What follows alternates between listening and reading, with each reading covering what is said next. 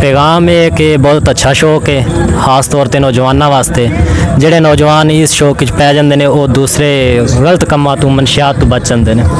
नाजरीन नौजवान निज़ाबाद ने राशिद महमूद बाबका साहब इन्होंने नाल गलबात करने वा। ये छोटी जी उम्र है तो बिल्कुल मेरे पूरी जान है निज़ाबाजी किस तरह करते हैं। अस्सलाम वालेकुम जी। जी वालेकुम अस्सलाम। राशिद साहब निज़ाबाजी का शौक तुहानू कदों पैदा होया ते कदों शुरू की है? जी ये बचपन तो शौक है, साडा खानदानी शौक है। मेरे उस्ताद जड़े ने मेरे चाचू ने ते वो भी नेज़ाबाजी कर। केड़े चाचू? शहबाज बाबका साहब वो भी नेज़ाबाजी करते हैं, बहुत अच्छे घोड़सवार ने ते उन्होंने नेज़ाबाजी भी काफ़ी जलसे विन किए ने। ते तुहानू घोड़े ते बैठे हैं इसलिए दौड़दा घोड़ा ते डर शर नहीं लगता?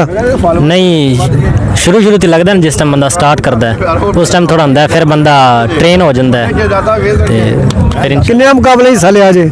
तकरीबन हर मुकाबले च हिस्सा लईदा इत्थे, हर सीजन हर जलसा भजीदा। ते अज एक कराली जलसे तुहाडी की पोजीशन रही है? अच्छी, बहुत अच्छी पोजीशन है माशाल्लाह। कोई पैगाम?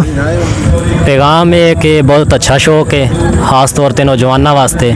ਜਿਹੜੇ नौजवान इस शौक च पै जाते हैं वो दूसरे गलत कामों तो मनशियात तो बच जाते हैं।